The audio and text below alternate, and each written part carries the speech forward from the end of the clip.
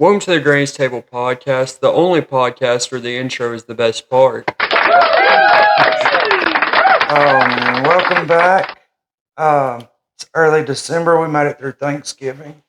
We're going to do this a little bit different. We're going to do a cold opening, as they call it in the business. So I'd like to welcome you back to the Granny's Table podcast. Please like, sub, and comment. Comment anything, just something. Comments get us into the algorithm.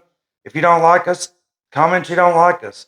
I don't like us most of the time either, and that's okay.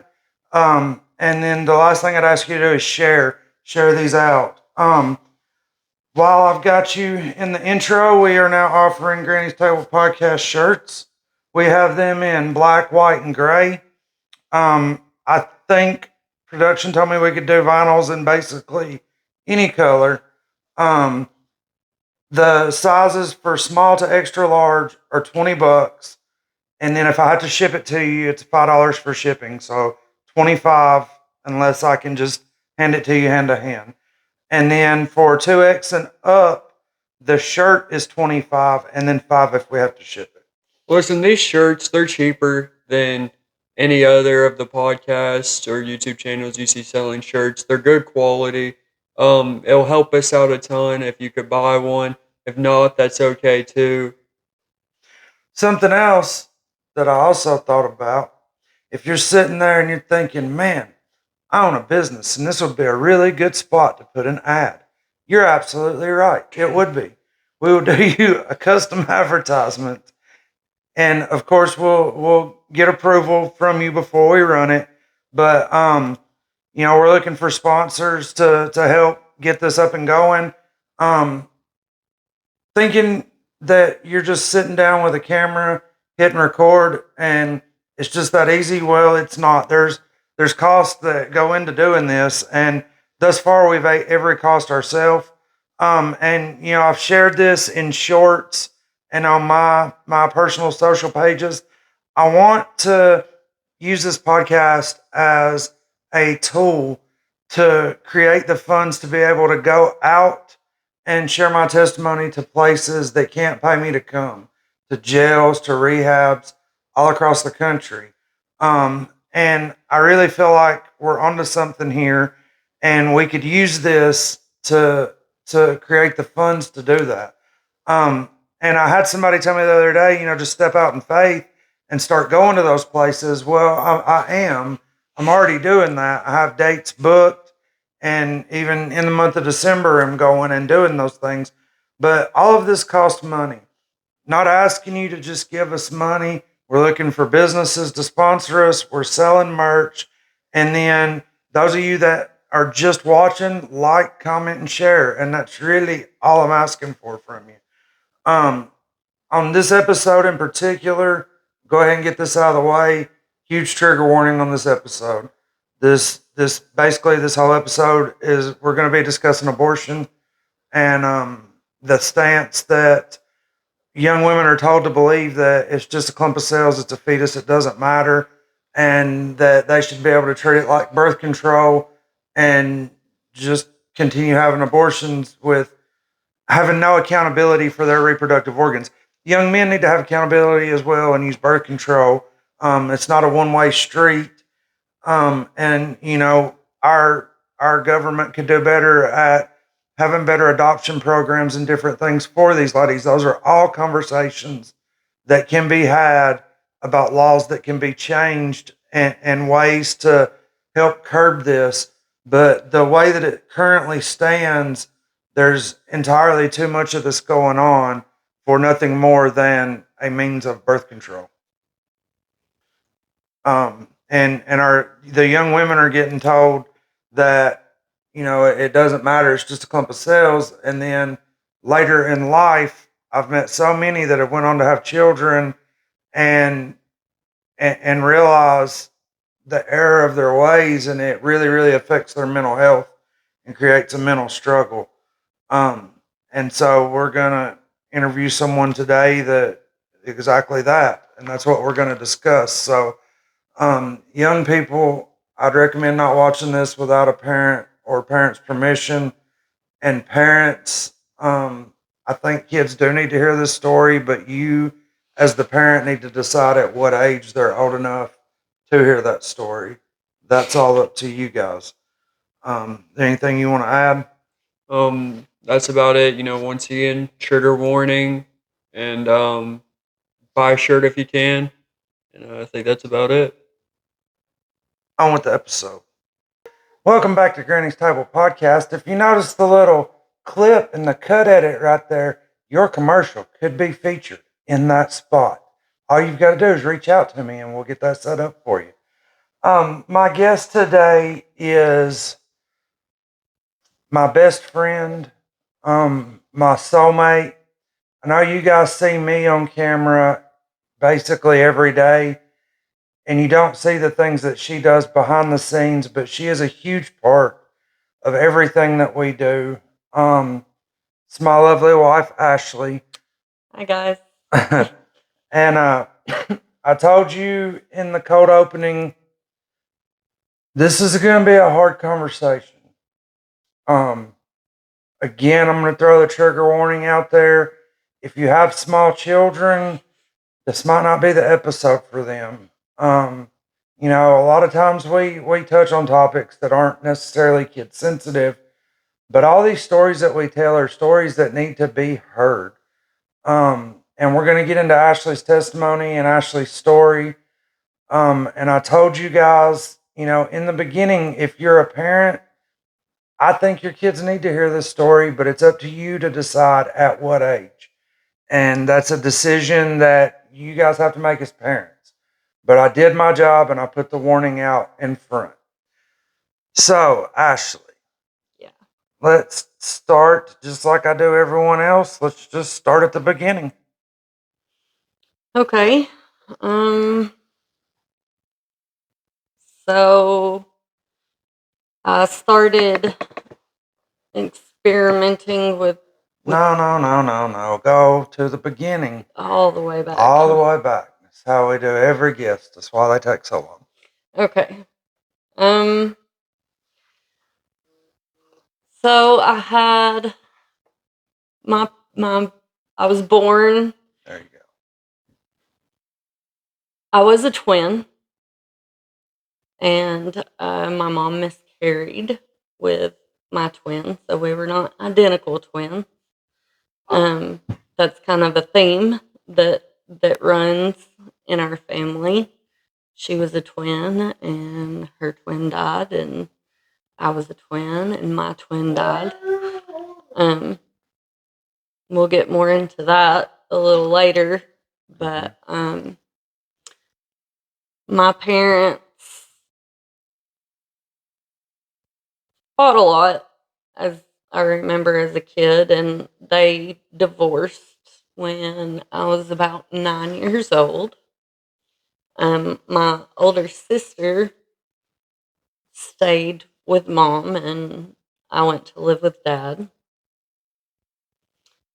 And everything was okay for a while. I grew up. My dad always drank, and my mom always drank, and so that was something that I grew up around. It was just normal. It was every day, And to be fair, both of your parents were functioning alcoholics. They kept jobs and Yes. went to work every day and took care of y'all. Yeah. Your needs were met. Now, I'm not saying your emotional needs were met, and things of that nature, but physically speaking, they were functioning addicts, alcoholics. Yes. Yep. Absolutely. My dad kept the same job I never knew him to work anywhere else. Right. And he retired from there and, worked for a little while at Food Line and then retired completely from there later on. And my mother at that time had worked at the same place for 14 years or so. After the divorce, she had a few different jobs, but she always pretty much worked. They had never, neither one of them had never done any drugs, really. They just drank. But they grew up that way. You know, their folks drink and stuff. So that's been the ongoing theme. So let's fast forward a little bit to how old were you when they divorced? 9. I was 9 years old. I think I was 8 when they actually separated, but I was 9 when the divorce was final. And I think it's pretty safe to say that was a fairly nasty divorce. It wasn't necessarily amicable. It was it. I mean, I think they both knew that things weren't working. But no, it wasn't pretty. It was, you know, one parent talking trash about the other parent, and then you go over and visit the other parent, and they're talking trash about that parent, and you know, this one cheated and that one cheated, and this one's awful and that one's awful, and so you know, and as a kid that little, you don't know what to believe. I just want to throw this out there. If you are a parent and you're no longer with your spouse that you created a child with, your ex, baby mama, baby daddy, however you want to word that, you need to be very, very careful about the things that you say in front of your child. Your child didn't choose you to be the parent, and they didn't choose your dysfunctionality. And I know that divorces happen for a multitude of different reasons. And I firmly believe that if at all possible, you should always try to work through your crap, if for nothing else, for the children. But on the flip side of that, children don't need to be in an environment where it's just constant fighting and stuff either. But now, if you get to a point where you cannot work it out, you should never, ever disrespect your child's other parent in front of your child. I have a real big problem with that. I see it so often, and it's just nasty. It's wrong. I'm not saying that you need to pretend that their parent hung the moon, but Let them figure it out. They will get to an age where they figure things out on their own. Yeah. They do get to that age. And children look, they look at us way more than we even realize. You know, we're their heroes, we're their whatevers. And so the things that you say carry a lot of weight. If you're just constantly beating down their other parent, they're going to form a hatred for them. And whether it's good, bad, right, or wrong, it's not your place to create that seed of division. Like I said, I'm not saying you need to just pretend they hung the moon, but just keep it neutral. Mm-hmm. You know, it's not the kid's fault. Whatever decisions it's better you made. to just not say anything. It's that old thing that all of our parents taught us. If you don't have anything nice to say, don't say anything at all. You know that the other parent, if they're involved and they've been there and they're trying, you know that they love your children. You know that they love them. So that's all you really have to tell them. If you ain't got nary a nice thing to say, the best is just don't say nothing. Okay, so your mom and dad are separated. Where did you go in that? I went to live with my dad because he was my hero. Mm-hmm. He was my best friend. I was daddy's little girl. Well, tomboy. I didn't do, all the girly things.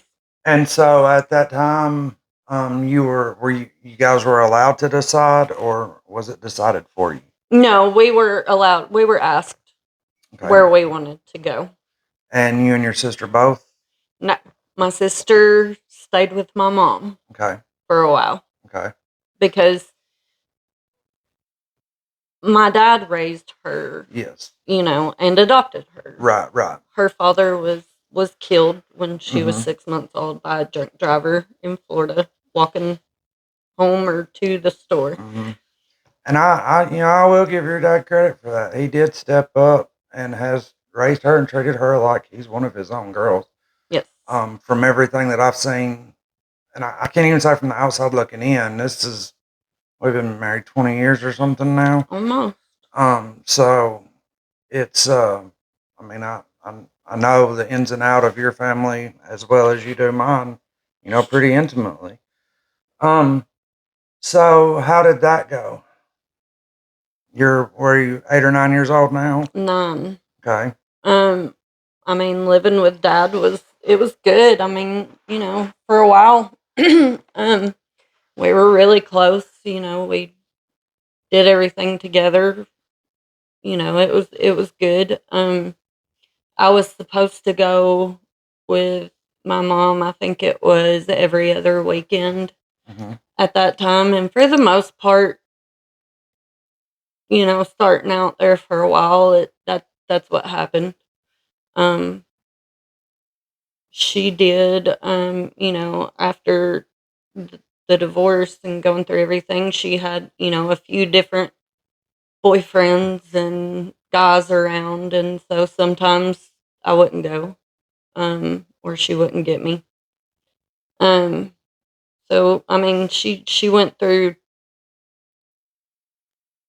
some things there. Well, and I think it's fair to say that the battle with addiction started getting the better of her Yes. after the divorce. Just the stress and the pressure and. Well, and she kind of started hanging around with some people that were a bit younger Mm-hmm.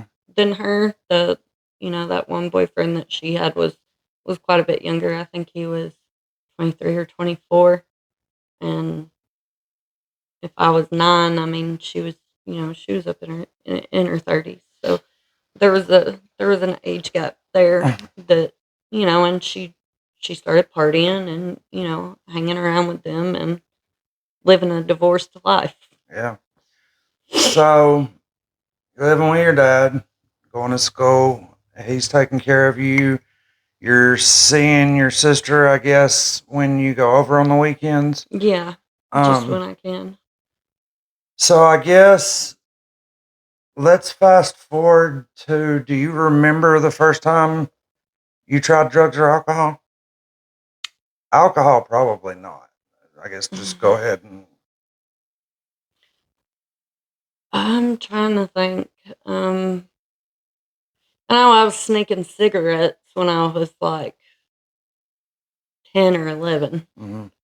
That started. And then alcohol, I mean, it was always in my house, you know, so it was easy to Mm-hmm. sneak a beer or Mm-hmm. whatever. As far as trying drugs for the first time,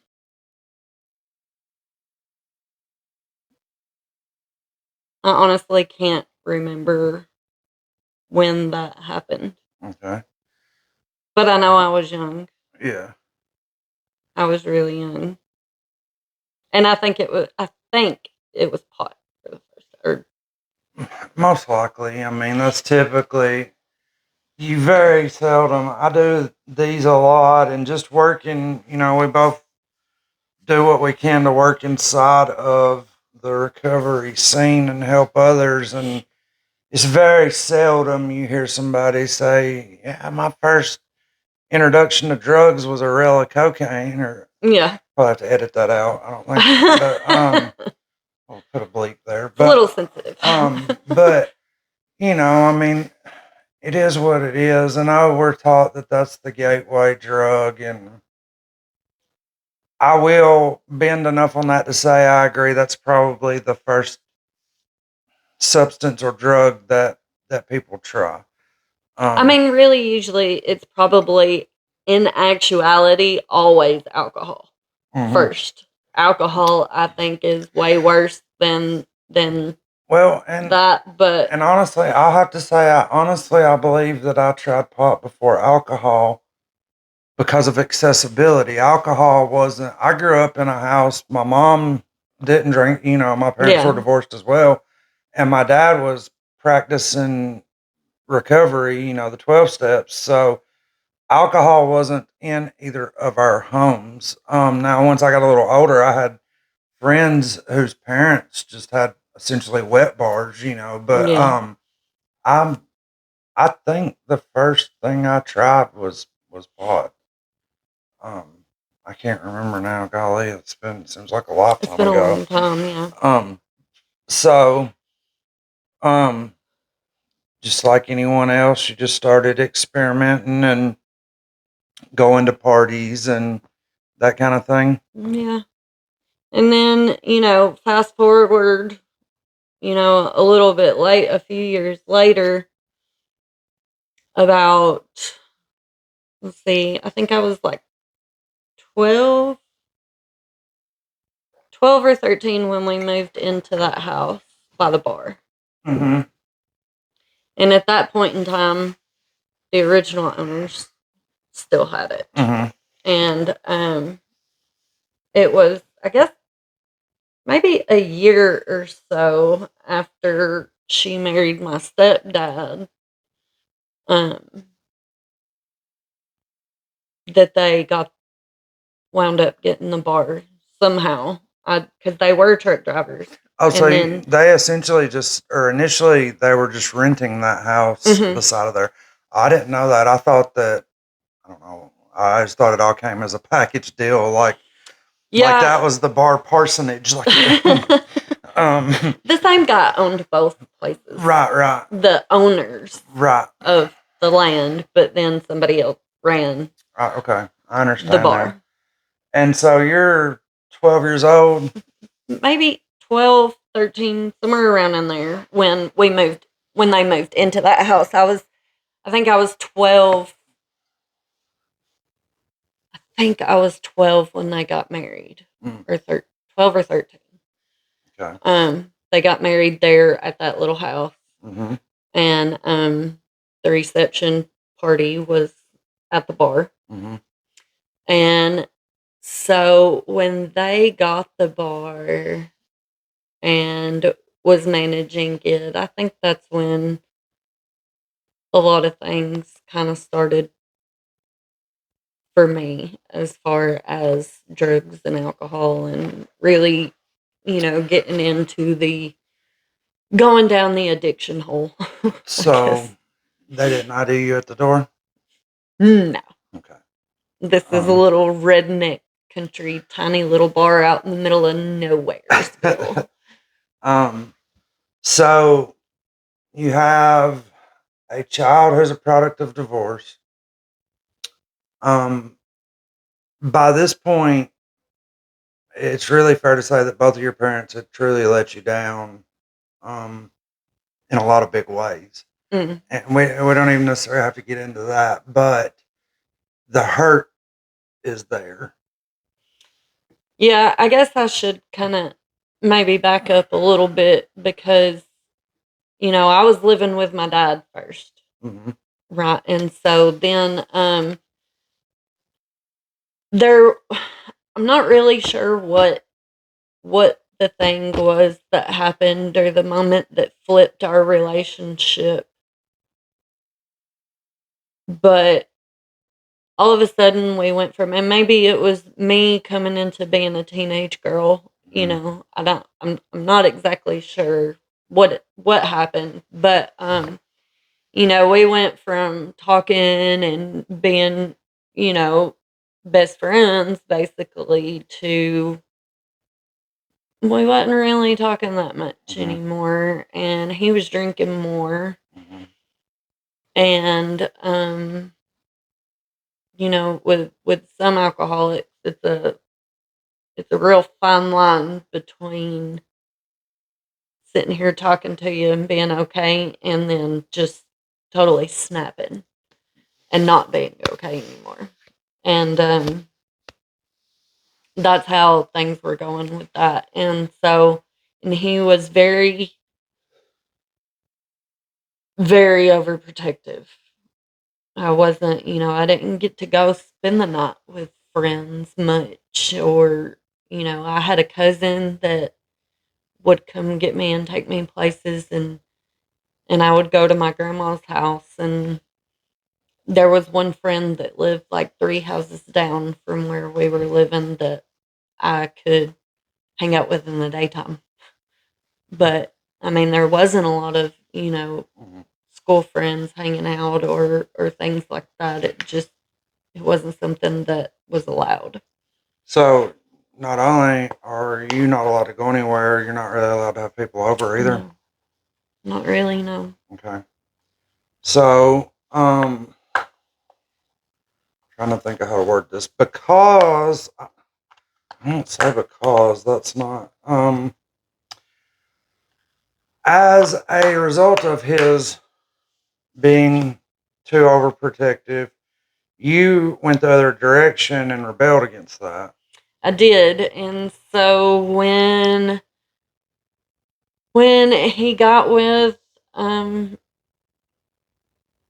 wonderful lady who Yeah. became my stepmom, and they moved to where she's still at today. Mhm.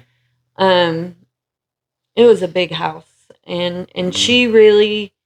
she really tried to get him to let me do more things, and I she I was allowed to have a few girlfriends come over from time to time and spend the night.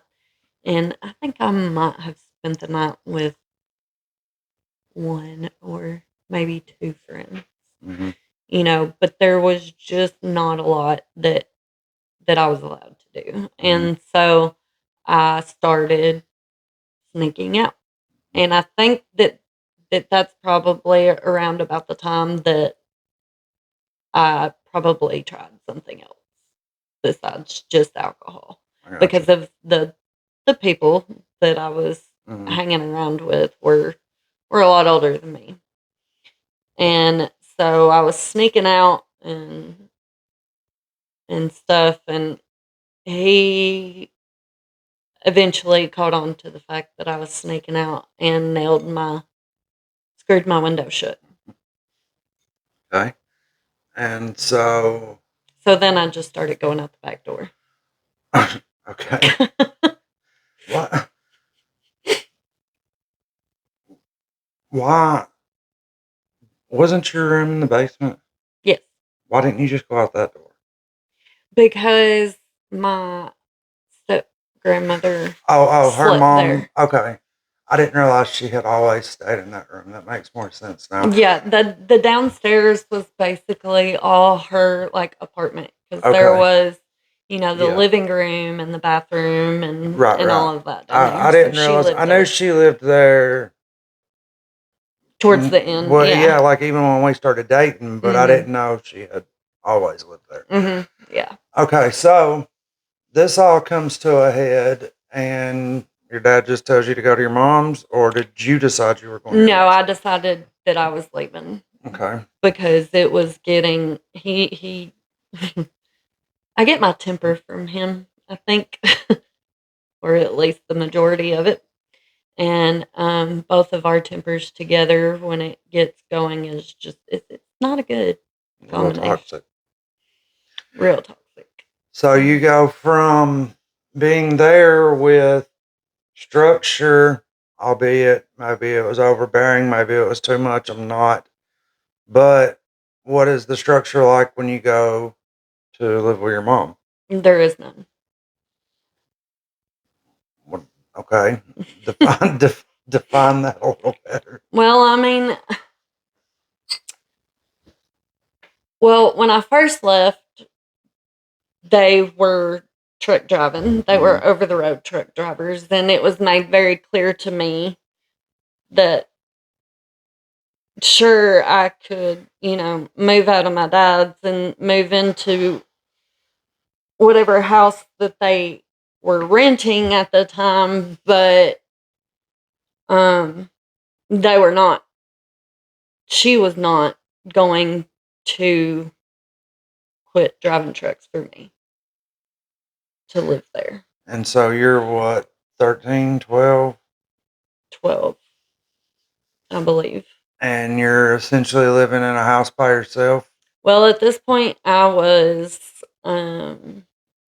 staying with my aunt until they came in the next time. Because I Okay. didn't have a way to, get Yeah, into their house and stuff. So I was staying with my aunt, and she wasn't really going to tell me what to do a whole lot. I mean, she was older at that point in time, and um, so I was driving. This was my first run-in with the cops. I was driving my overaged boyfriend who didn't have a driver's license because, there's the winter, right? Home, and I was 14 driving her van. And when I came through that spot, it was fine and clear. And when I came back, there was a roadblock. How'd that go?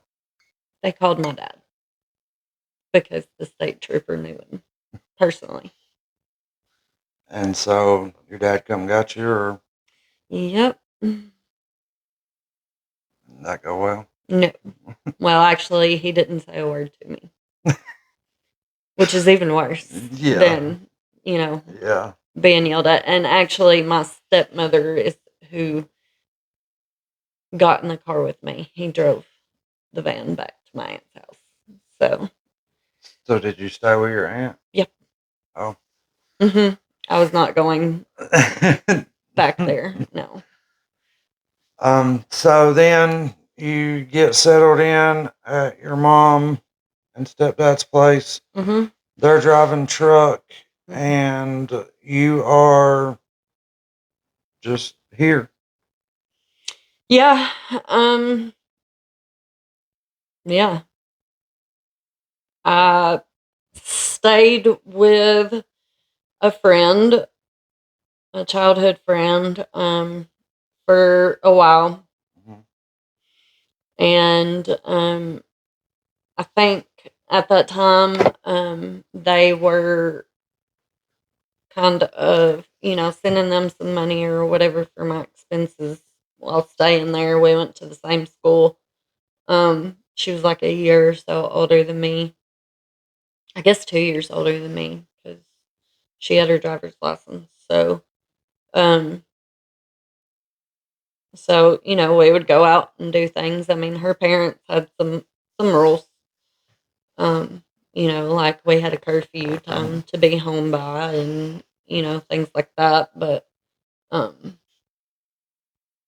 smoking, I mean, it wasn't hard to sneak things in or past them. Right. They worked from home. They were artists, and had their business doing that and stuff. But there wasn't a lot of Real parental structure. yeah. So, um, So we would go to college parties, right. pretend to be 18. And So all of this is just snowballing into your addiction. I Mhm. mean, Yeah. and that's essentially the backstory on how you got to be an addict. Yep. And it wasn't long after staying with her and everything. Then they started running the bar, Mm-hmm. and so my mother was not on the road anymore, but my stepdad was still driving, and she would run the bar, and you know I would work in the bar, and I was probably 15, 16 years old at that time, working in the bar, and all of these old redneck guys, they want to give you a tip or whatever. That's not necessarily in green dollar bills. Yeah. Yeah. So then it started really snowballing. I tried a lot of other things in that time frame, and um I got told by a family member one time, I'm not going to reveal names, or Yeah. I'm trying really hard to Yeah. keep names out of this, and but try everything once. Mhm. So I was like, yeah, okay, that sounds like a good plan. Only my problem was I couldn't only try it once. Tried it more than once. Twice. Especially anything that was speed related. So let's fast forward a little bit more to the best day of your life when you met me. Okay, so Is that your water? yeah. I don't drink that. When I met you, like the Yeah, first time yeah. met you, saw you. Yeah, let's just start there. Okay, so that was at the country corner. Mm-hmm. I believe I was 16 or 17. Probably. 17. Because, yeah. I was there. I just went up there to sit and talk to my friend Katie. Um, every day when she worked because it was right next to my house and I was bored. And you came in that day. You were living in the apartment behind the store.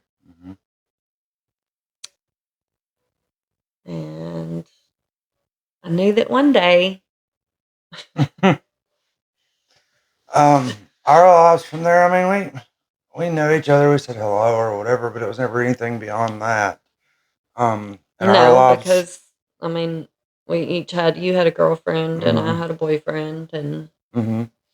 Our lives continued on different paths. And then years later, I'm gonna fast forward a little bit and help you so that this doesn't run crazy long. Um,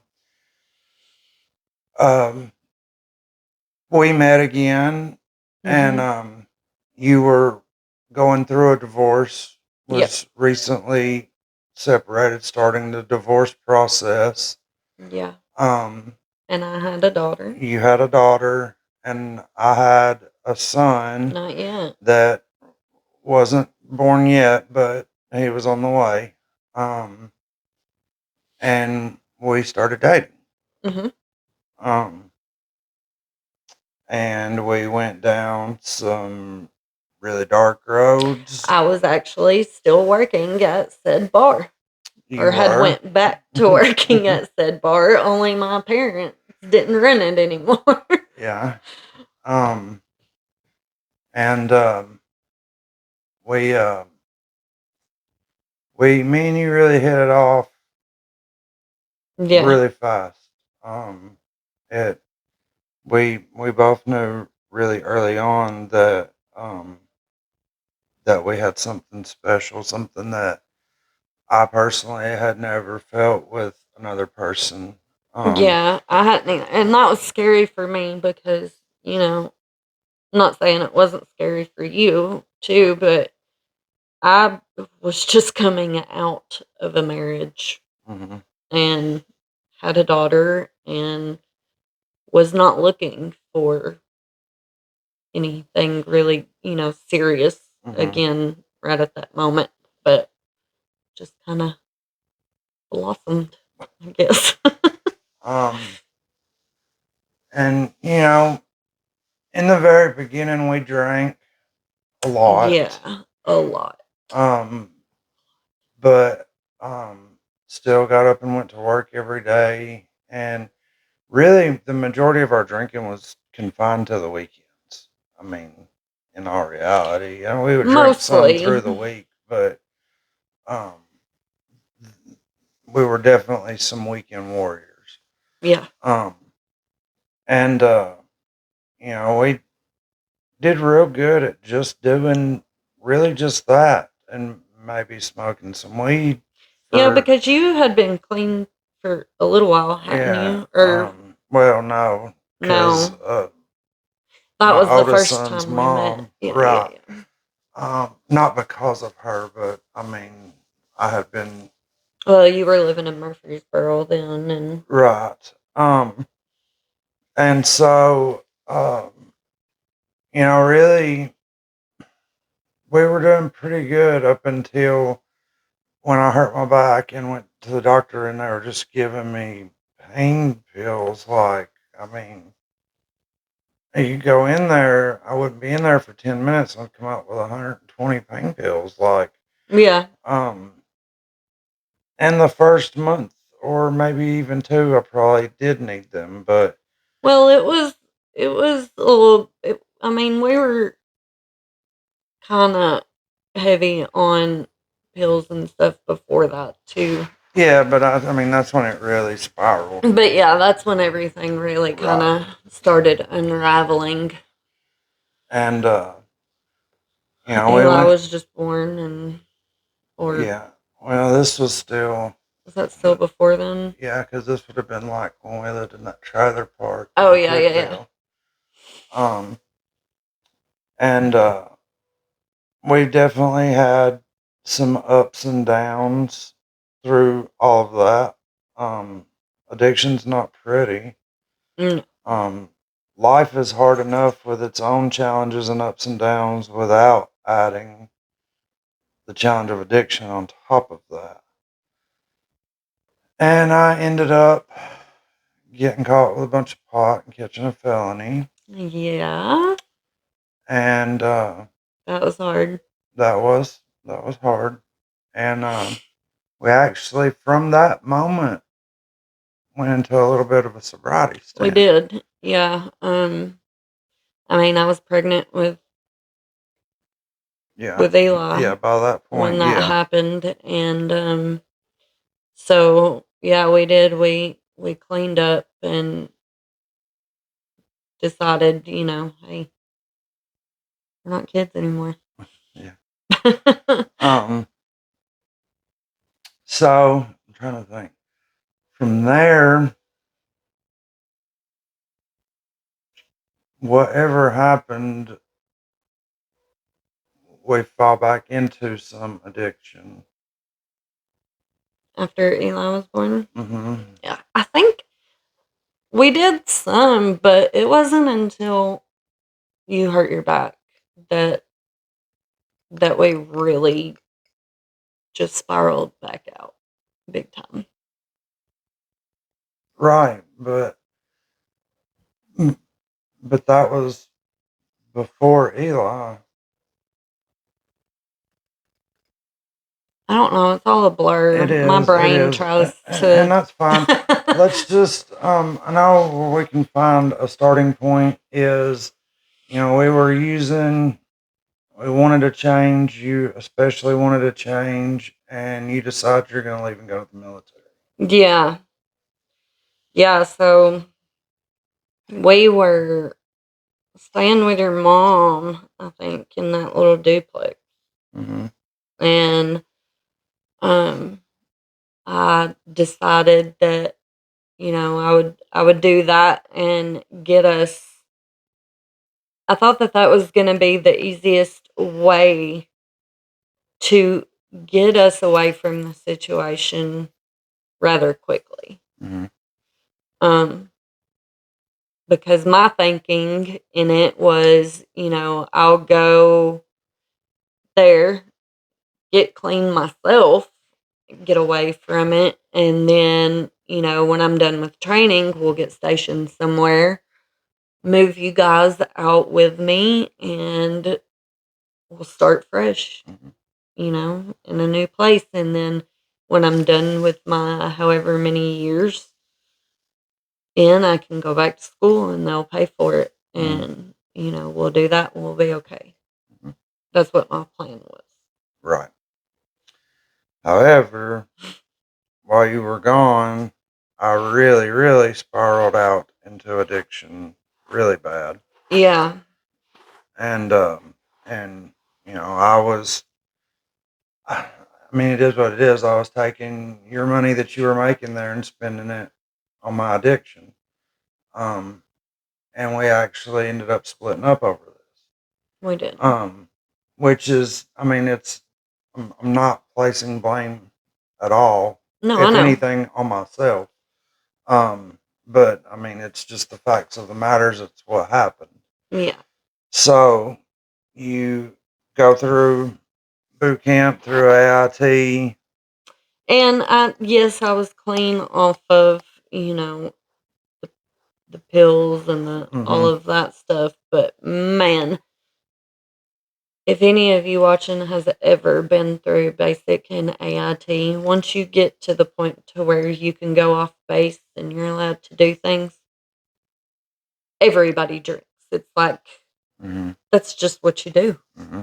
You just everybody's drinking and so yeah, so alcohol never really stopped. I mean, of course I wasn't drinking every day, but the weekends were Keep talking. the weekends were definitely Weekend warrior. yeah, San Antonio. So you come back from that, Yeah. and we're separated, but that only is brief. Yeah. Um, I mean, essentially, just as soon as you got back, we started dating again. Yeah, so I had told myself, before I came back home and I had talked to, a couple of my friends and stuff, and I had decided that if at all possible, I was going to try and arrange, you know, um, pickup and exchanges with Eli through other people Mm-hmm. so that I didn't have to see you because I knew that when I saw you and got back around you that it wouldn't take much, Mm-hmm. for me to get back with you because I truly have always loved you so much and just can't resist your charms, I guess. I guess so. um, so like I said, it wasn't. You weren't back very long. We started dating again. Yeah, But and I this thought you was, were. I thought that you were clean or something of the sort. yeah, and this was very tumultuous. I mean, it wasn't a healthy situation. You were still upset, and hadn't gotten past or forgiven me for the things I did while you were gone. Um, I was hiding a needle addiction that I had picked up while you were gone, and as opposed to me coming up to your level and being a productive member of society, I instead pulled you down to my level, and we started down this path of needle addict together. Well, I mean, it's not. I have to claim responsibility in that too. I mean, it's not Well, yeah, I mean, I'm not all your fault or nothing, right, but and I understand that, but I mean, it's what happened. it is. Um, We're very good at talking each other into things. so from there, I'm just gonna let you lead, and from this point on, I've brought you here, so whatever you want to discuss from here on out, I'm just gonna let you handle. Okay, so we definitely head down this very deep, dark path of destruction and chaos. There were, a lot of things that I had never done or never tried to do, and things that I had said that I would never, ever, ever do. Um, but never say never Mm-hmm. because it'll happen quicker than you realize. But so I knew pretty quick, that you were in fact not clean, like I thought. Um, and so we're getting, pills or whatnot and doing those. And I thought that we were doing them the same way, Mm-hmm. but come to find out we were not, in fact, doing them the same way. Um, I was snorting or swallowing or whatever them, but you were not. You Mm-hmm. were IVing them. And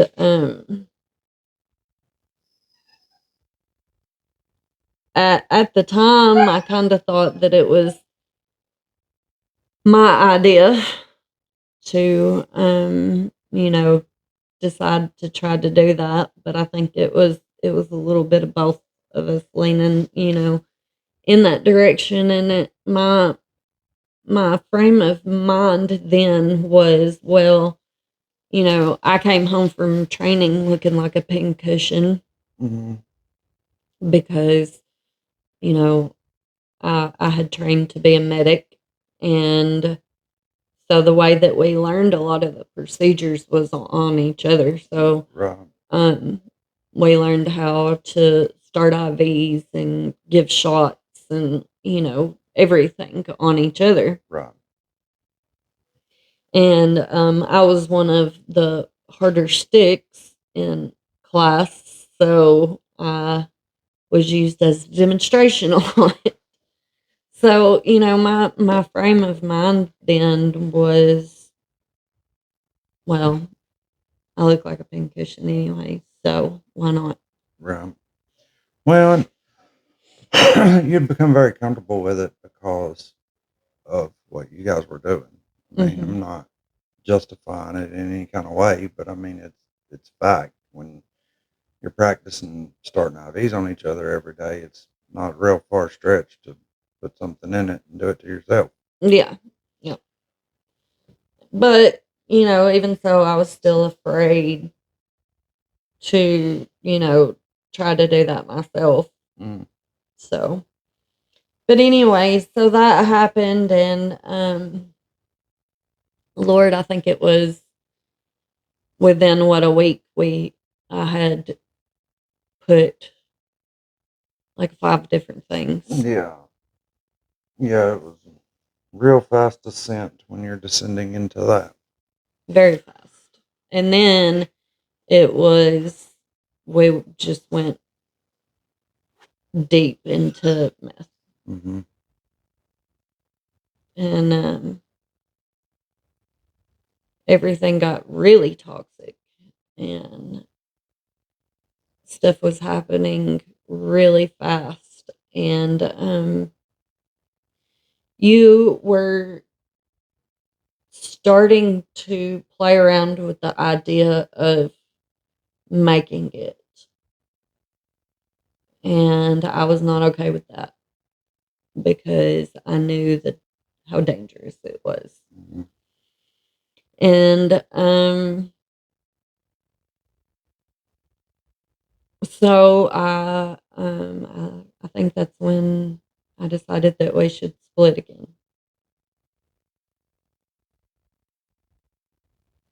And so we went our separate ways, but we still talked and texted and stuff quite a lot for a little while. And I was dating this other person, I guess, who was definitely no better. The only difference between what you were doing and what he was doing was just that he wasn't making it. And so I wound up getting even worse into the addiction. And um,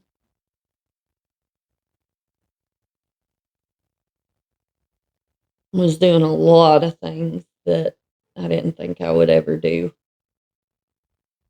because of the addiction. Um, at any given point during those few months, I could have went to prison for a long time because of the things that I was doing. And, looking back, um, that's the only reason I was around.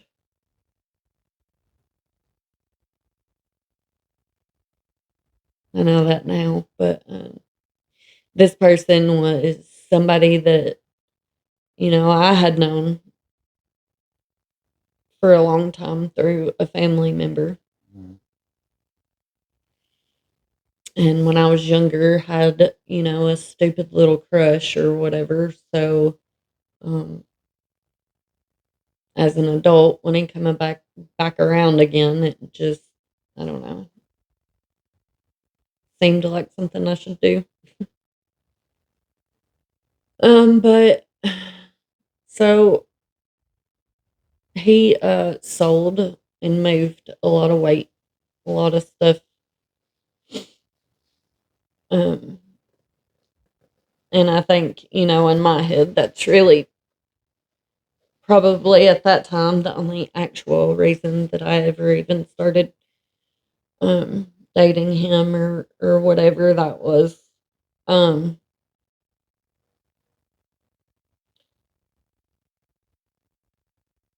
and then you know, me and you talked. We would talk a lot, and then there was um a small time in there where between him and a couple of other people that y'all both did business with, I think they had kind of talked and done some pitting, and anyways, we didn't talk for a while because of that. And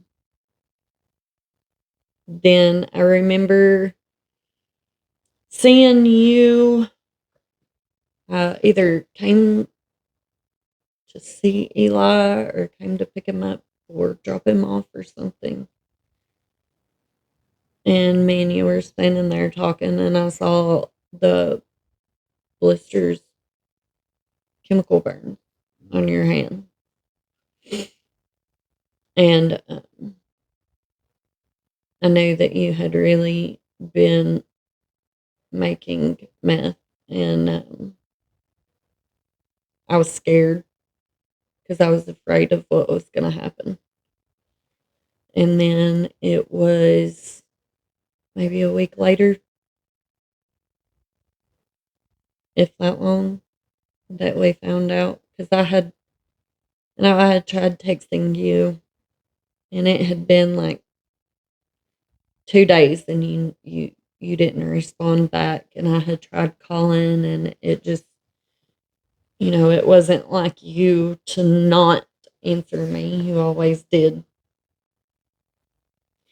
So, I talked to your mom, and she hadn't heard from you or seen you, and Eli was there with her.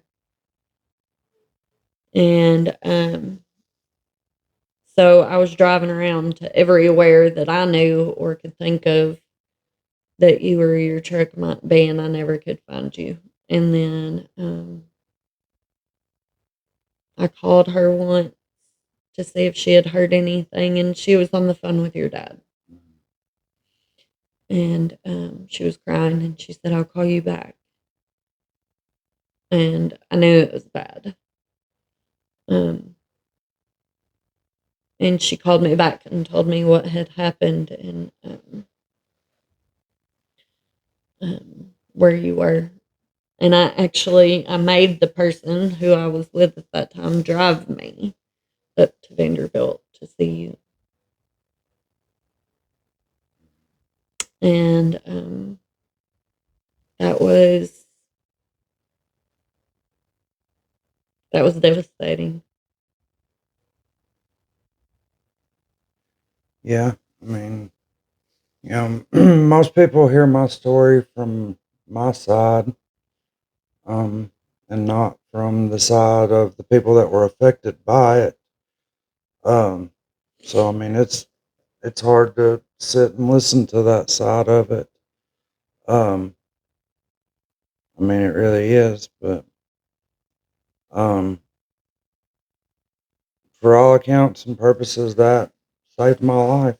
I mean, as crazy as that is, that was my final rock bottom. And it's what irritates me is when people are like, "Oh, well, yeah, of course you didn't go back to it because look what it did." But that's actually not how that normally works. Not at About all. 95 to 98% of people who go through that very thing winds up either getting high in the parking lot of the hospital or getting it as soon as they're released from the hospital and going right back down that same hole. Yeah, it's I say it all the time on my videos and in different situations. If you watch me, you've seen me say it. If you've never battled that demon, you don't understand the hold that addiction has on a person. I don't know how to describe it in a way that a non addict would get it, but you are completely and totally controlled by a substance. It controls every action that you do. It controls every thought that you have. It is complete and total control over you. Mm-hmm. And until you finally break that and get that control off of you, you submit to the addiction and whatever it tells you to do, period. Yeah. All right. So now we're going to get into the hard part. Mm-hmm. We're almost an hour in. So, um, um, during that time, you ended up getting pregnant. I did. And so let's talk about that. So, okay, this person that I was with was not a good person in any sense of the word, really. Um, he was an addict too, and so I'm sure that fueled a lot of his decisions and things as well. Like I said earlier, I'm not gonna mention any names or name bash or anything. If you know, you know. Some people do. But anyways, it was a really, really strange situation that I was in with him. I've heard of people reacting in weird ways, when they would find out that they had gotten somebody pregnant, but I had never seen it. You know Mm-hmm. what I mean? And so when I told him that I was pregnant, he literally started screaming at me, like screaming at me. Like you did this all by yourself. Yeah, like it was all my fault. I was the only person involved and somehow I just willed this to happen. Mm-hmm. You know, and he made it very, very clear that I was not having the baby. It wasn't an option. And drove me to a clinic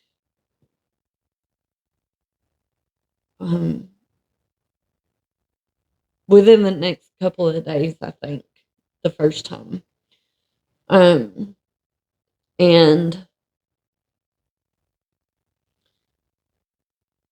so I go in there and fill out the paperwork, and um, they're asking me these questions, and asking me how far along I was and this and that. And I guessed because I had no idea, really. I mean, I was high out of my mind all the time, so I couldn't have even told you when the last time I had a period was. I mean, it was just so I guessed, and they took me back there and everything, and so they're checking my dates and stuff, and so they do an ultrasound. And she was like, "Okay, well, we can't. We're not doing this today because your timeline and how far along you said you were, or when your last period was, or whatever, doesn't match up." She was like, I forget how many days she said, or whatever, off that I was, but it wasn't much. And so, and she also told me then, she said that that the the sac was um not right, that it wasn't formed right or formed properly, so that most likely I was gonna miscarry anyway. And I was like, okay. So I left out of there and told him what happened, and he started screaming at me again that it was my fault, that I should have known, and I should have this, and I should have that, and I can't believe you've done this to me, and just, because he had two daughters already, anyways. But so I got high because I couldn't deal with it. I didn't have anybody that I could talk to or talk to about it, really. Um, and then kind of everything that happened between then and the final step is a blur. A couple of days later, I started bleeding. So I was like, okay, this is, I'm having a miscarriage. I was working at the time because I had decided, that I was going to try to get my act together and change my life, because it was obviously going downhill really fast. I was pretty close to bottom, and so I was working and trying to get myself to where I could get away from him and not have to live with him anymore. And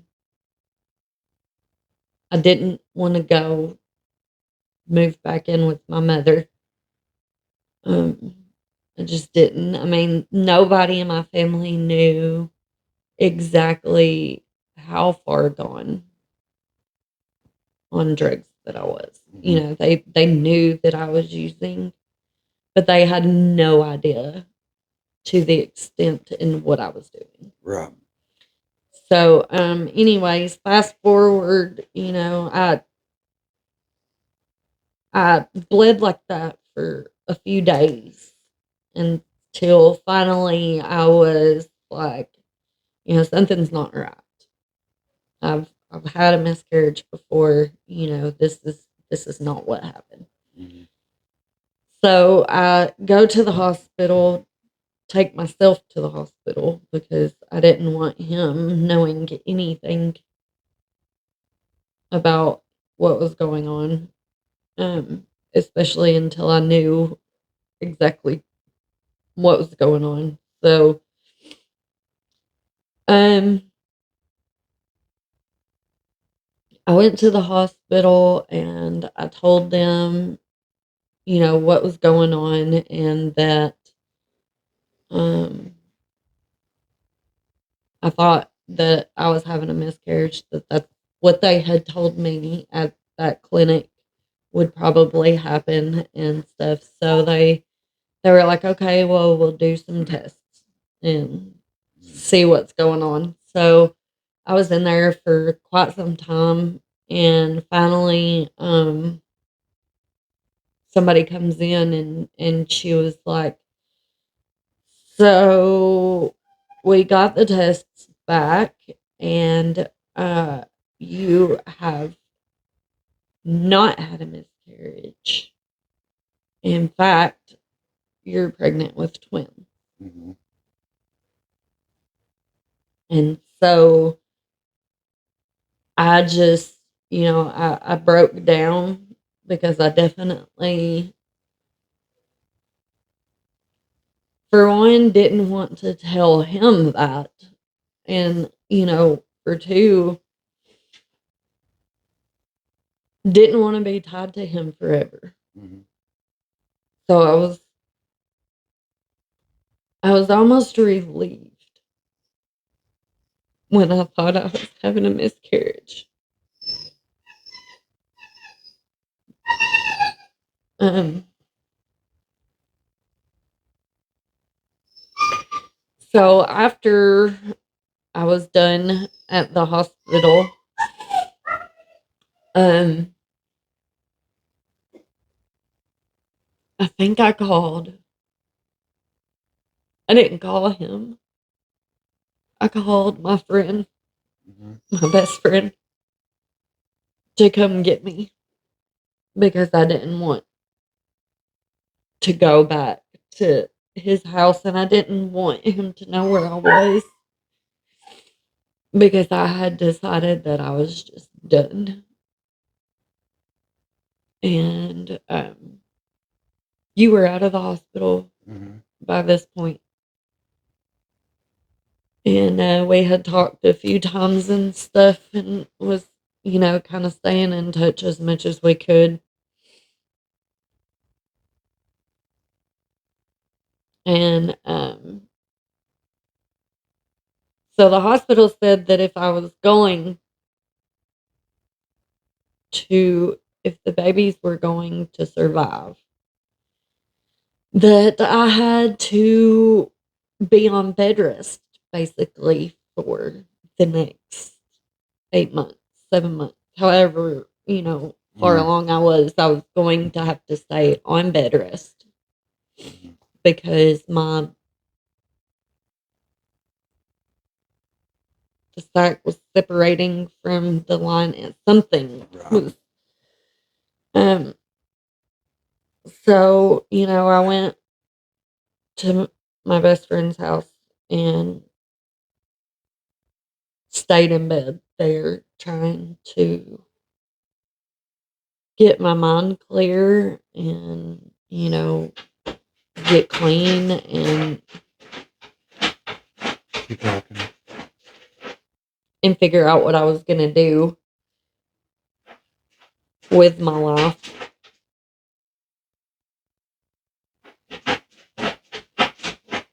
And I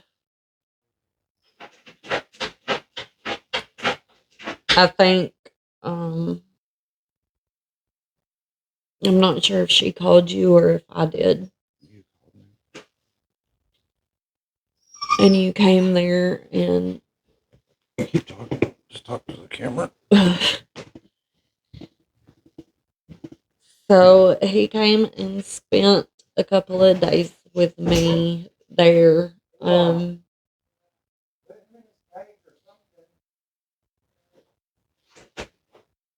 We were just talking and trying to sort through some things, and he was just, you were just being there for me basically. And it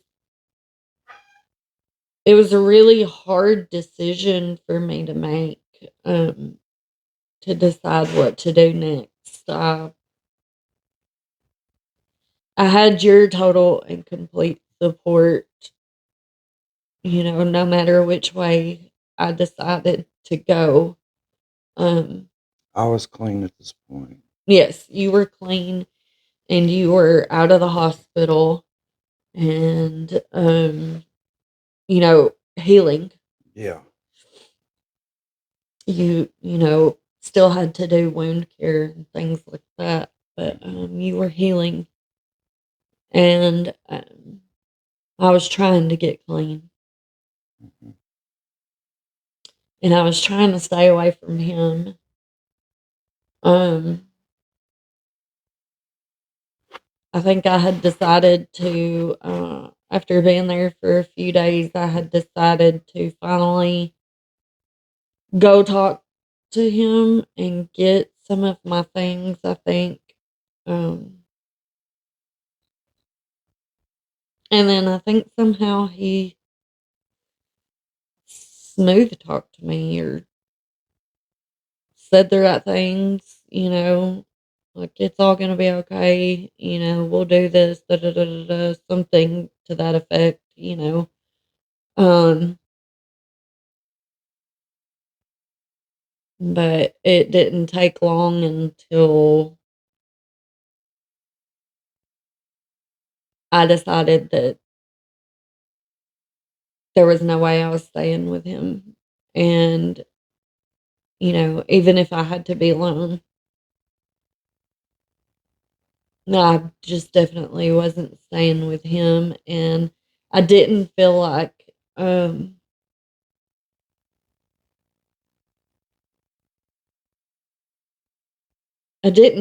I could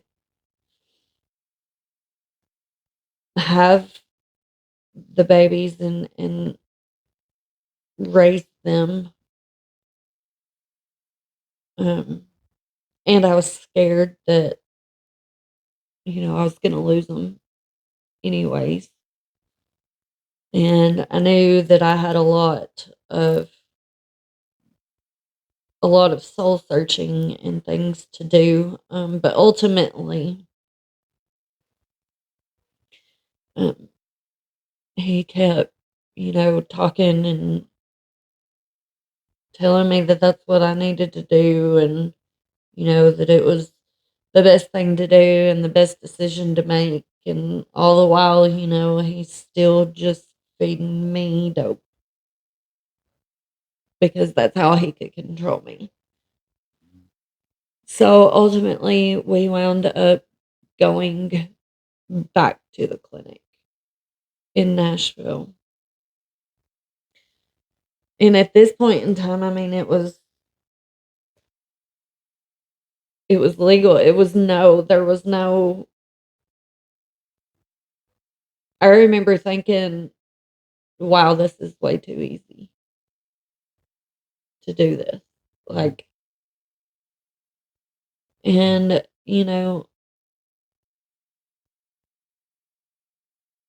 we got there and it was crazy. Like, all of these people are standing outside protesting, you know. Yeah, I was gonna wait and see if you went there without me taking you there, but tell the people what the Christians outside of there. Well, I wouldn't call them Oh, but Christians. they I would. would call them religion bound people. They Is would is absolutely call themselves Christians.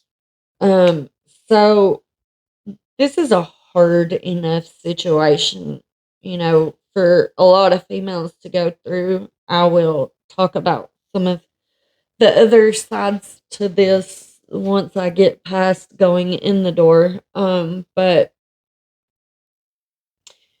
you know, we pull up and we're trying to get into this place, and there's, I bet, 30, 40 people outside of the clinic at the doors with picket signs and posters, and they're standing outside screaming at every single person who walks in or out or whatever, telling, screaming that they're going to hell, that they're murderers,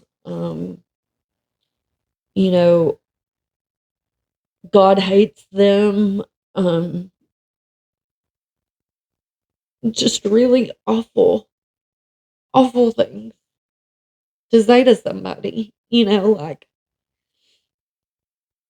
that is not what Jesus does. That is not what Jesus wants us to do. I mean, for somebody to go in there and do that and make that choice, they're broken on a lot of levels. And to have people out there screaming at you and telling you that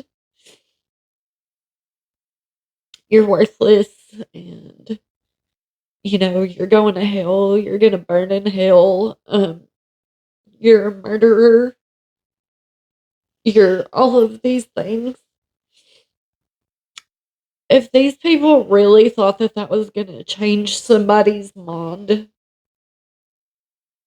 they're, they're really wrong, because it's not. And all it does is makes you feel more hopeless and more dead inside than anything. If there would have been Christians, actual real Christians out there in love, saying, hey, come over here and talk to me for a minute. Let me love on you. Let's go over your options. Let's see if maybe there's another choice we can make.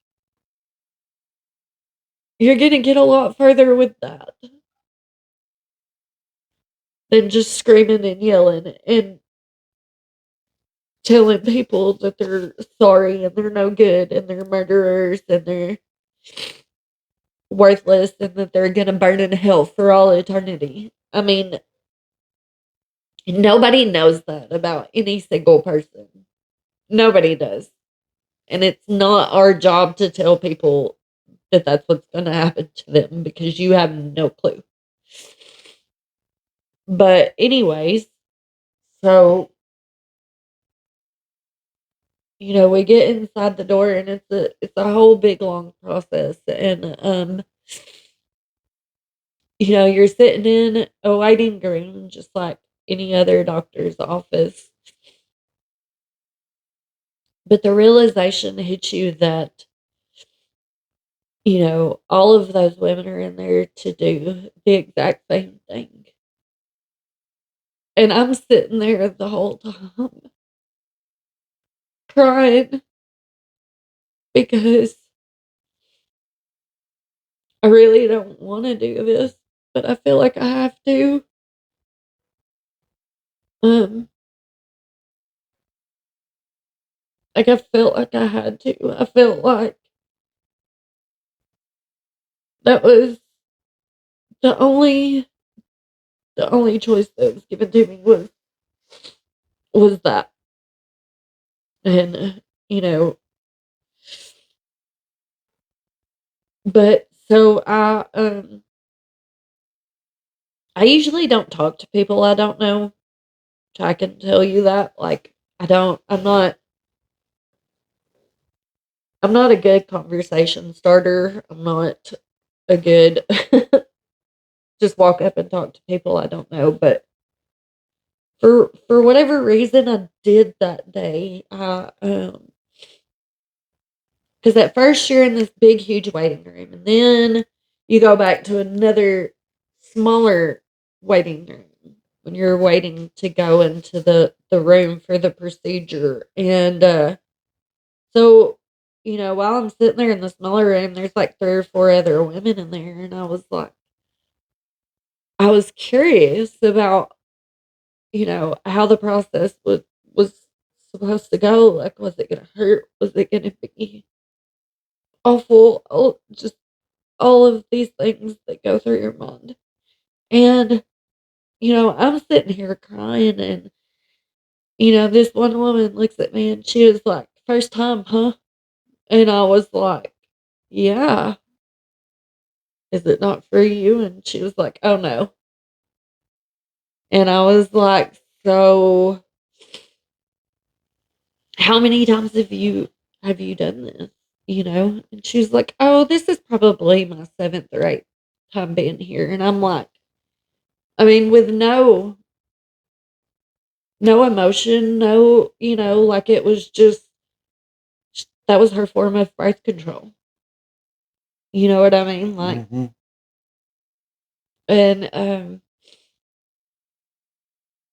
I didn't understand that. I can't, and I still don't understand that. But um, then the other couple of ladies that were in there, like the other one, she had been there several times before. Like all of these women are just sitting in here like this is no big deal. Like it's just their plan B, and I didn't understand it. But for somebody that is for somebody that doesn't want to be in that situation and doesn't want to be there, I think the cruelest thing that they do is right before the procedure they give you an ultrasound and play the heartbeats out loud and make you look at the screen. And I know why. I know what it's supposed to do, you know, but um, I think it's to see your reaction to see if, you know, it's really your decision to be there and to do it. But it just, that was really hard, really, really hard. And I didn't, I didn't want to. And had I been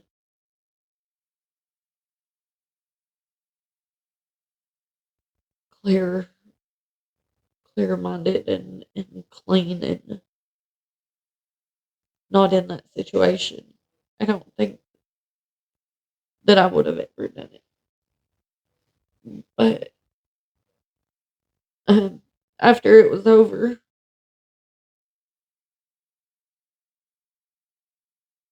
I walked back out, and he's just like, "Is it done?" Yeah, good. Finally, this is what he says.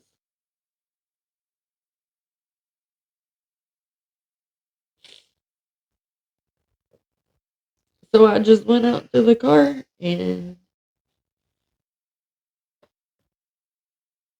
shot a big old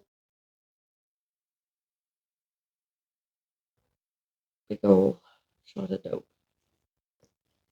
Um, Society is teaching these young women to view that just like the lady that told you it was her seventh or eighth time. They're teaching our children that it's nothing more than a clump of cells, Not. and that it doesn't matter. And I wanted to share this story because of the mental battles that you have faced for years because of that. This isn't just something that just leaves you. No.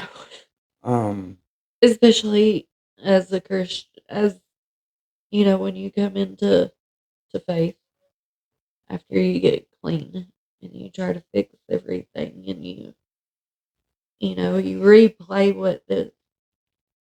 what all those picket line or whatever people said to you that day. And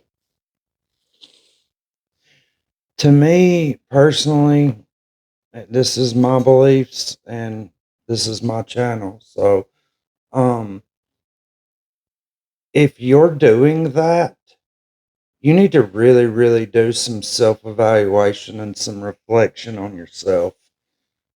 Because what you're doing is just as evil as the yeah, act of the person going in there. How many people have seen your signs and said, "Oh, I shouldn't do this because you approached me with hatred and anger"?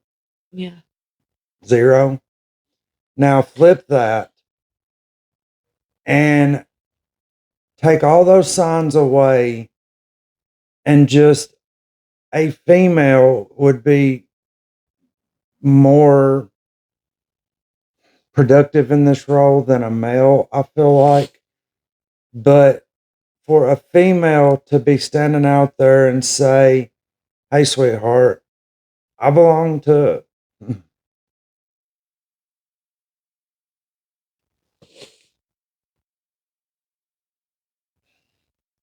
I belong to such and such church.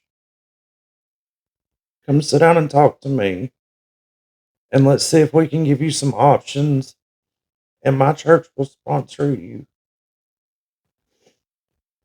either until you can have the baby and get on your feet, or until the baby's born, and we'll help you find somewhere to adopt it into a loving family." there's a lot.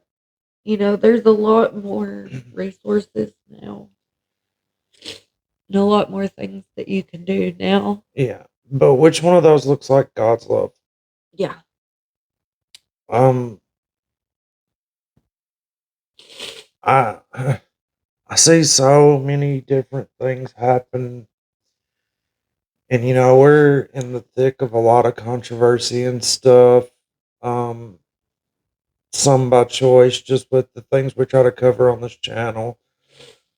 And I see so many people running out here beating on folks with the Bible, and that is not Jesus never gave how we're you that supposed to do. example. Jesus did go in to the temple and flip the tables because they had turned his father's house into a merchant place where they were buying and selling goods. But, you know, the woman at the well, she had multiple different husbands, and the man she was with wasn't her husband. It was saying she got around, is what they were getting at. And he didn't shame her. He didn't tell her she was going to hell. No. He told her to change and to follow him. And I feel like so many church people are getting this wrong. And, I've said this before. I think there are going to be some people really, really surprised on their judgment day. And the Bible talks about they stand in front of God on their day of judgment and say, "I did this in your name, and I did that in your name, and I did this." And he'll say, "Depart from me. I never knew you, you worker of iniquity." I feel like so many people are going to get real shock in that moment. And I'm not saying that I get it right, even part of the time. Everybody falls short every single day because we're not Jesus. Right. But he knows that. And he forgives us and gives us grace anyways, even though none of us deserve it. Um, this is a hard subject. And I came to you over a month ago and told you I wanted to interview somebody about this. And I obviously gave you that option for you to be the somebody or for me to find a different somebody because of the closeness of the situation. And, most people really aren't okay with just putting that out there. I'm really proud of you for being brave enough to sit down and tell this story. And whatever fallout comes of it, so be it. Um, it's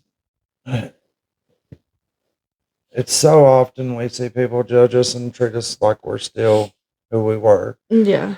And that's okay. I have spent almost 15 years now with the decision that when I lay my head down to go to sleep at night, it's nobody in there but me and God. And if I can lay down with a clear conscience when I close my eyes and know that throughout my day I did my best to be as good of a human as I could, as good of a father, as good of a whatever, as good of a Christian, and try to be better than I was the day before, um, it doesn't matter what anybody else thinks. Exactly. So I see you've got some notes. Is that Oh, I just wanted to get to this and say to anybody, if there's any women out there struggling with your past, or you're in a situation kind of like that right now, reach out. Um, you can reach out to me through the podcast messages. Um, you can find me on Facebook. Um, but reach out. There are different options for you. And anybody who's struggling with their past, or anybody that you're stuck in that pit and you're trying to crawl out, but so many people have told you that you're worthless, or that you're never going to amount to anything because of the things that you've done in your past. It's not true. Don't listen to them. Reach out to somebody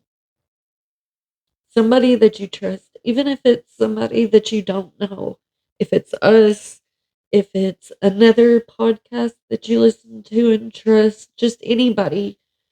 Um, God can God can change your heart, and He can use you and your testimony to help other people.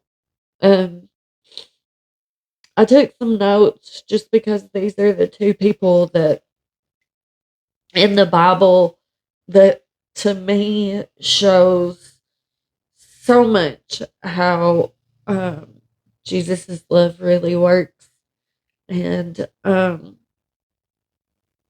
how He can take your past and turn it into something amazing. Mary Magdalene in the Bible, she was possessed with seven demons and was drinking and you know in the bars, gambling and stuff back then. And Jesus healed her and cast out those demons. And Mary traveled with his ministry with the disciples. And she was actually one of the first witness to Jesus's resurrection, and she was the first one to tell the male disciples about it. Jesus came to her first, and she remained a loyal follower, and she supported his ministry financially through everything that they went through. After he healed her, he's she was able to work for him in a lot of great ways. And then also there's Saul who turned into Paul.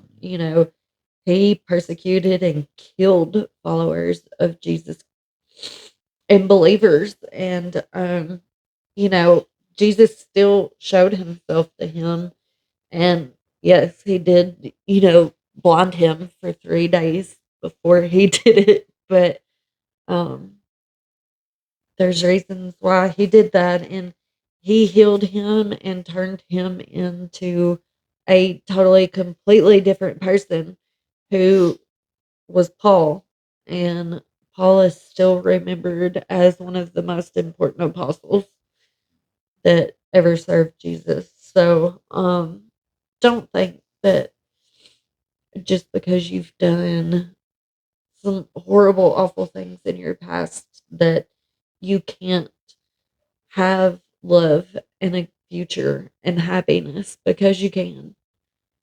All you have to do is call out to Jesus and he will heal you and deliver you. I believe that, and I say that because he done it for us. Yeah, absolutely. Start wrapping this up because this has been a really long episode. Sorry. It's okay. No, it's this was important.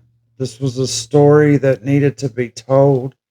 I told you this was a sensitive topic, but I feel like that this needs to be told, and it needs to be told more. More people need to know that even right now, to the young person out there who's getting told that it's just an embryo and it's just a clump of cells and it's just this and it's just that.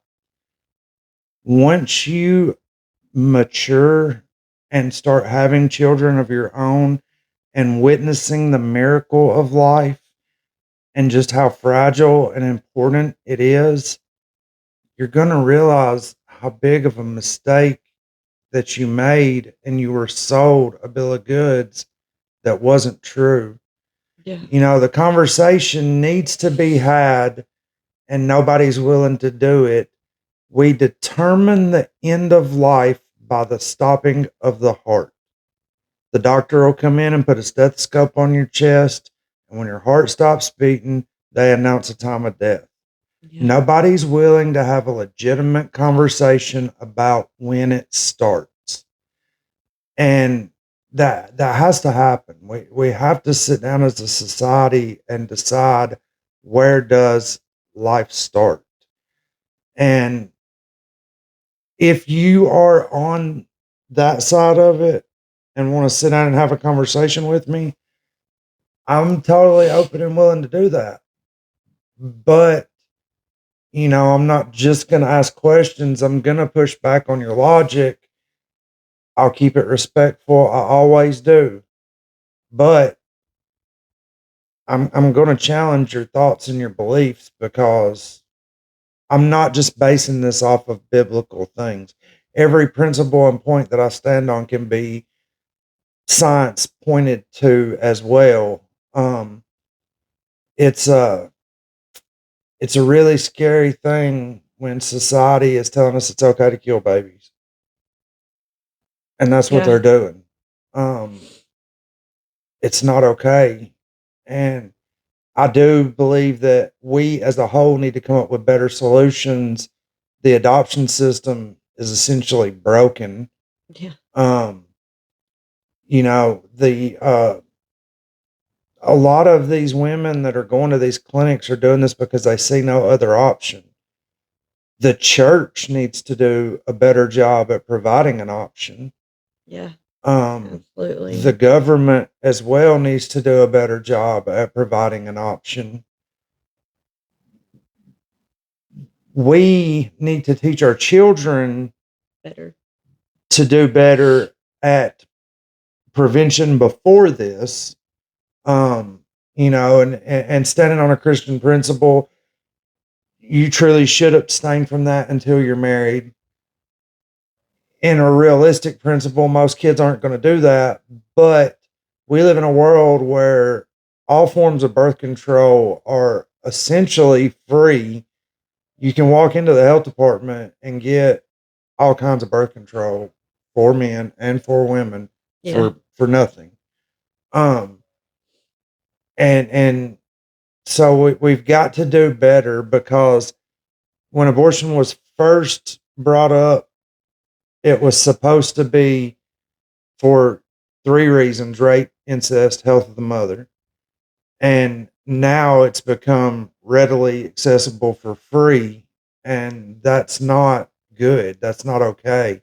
I know a lot of people, it isn't free, but there are programs and Planned Parenthood and places that will provide totally free abortions to women. And we've got to do better at finding a better solution on many topics, but this one being a very important one. Um, and we'll go on to say it wasn't long after that you got sober and have been that way for a lot of years now. Yes, it was about a month, I think, Mm, after um that I finally got sober, and it's a real good thing I did, because I was real close to probably dying from that. It took me a little bit to get over, that initial. I just stayed high for a long time. I think when I finally got sober, I had been awake for 2 weeks. uh, when I finally decided it was time to quit. But yes, I got sober. I changed my life, gave my heart to God. Yeah, of course, there's ups and downs, but it does get easier. I have battled um, with, forgiving myself for doing that, um, and getting past a lot of things that happened in addiction. There's a lot of things, about my story that we didn't cover today, but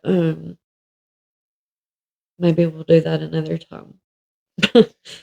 um, my main focus in this was I wanted you to display, or to tell the people how that decision really affected your mental health. And I Yeah, think you did really good at showing that. And it took you a long time to forgive yourself. I still haven't fully done that. I was, um, I thought maybe doing this, and hopefully maybe being able to help somebody else might help me to completely get over that. But I do know that God has forgiven me, and I'm working on it. If you've made it this far, I really appreciate you sticking around. We appreciate each and every one of you. Please, please, please like, share, comment, buy a t-shirt, and reach out, and we will make you a custom commercial to go into uh, those scene cut places. Um, I don't know if we'll air this as one whole episode or if we'll cut it down into two parts because it's pretty long.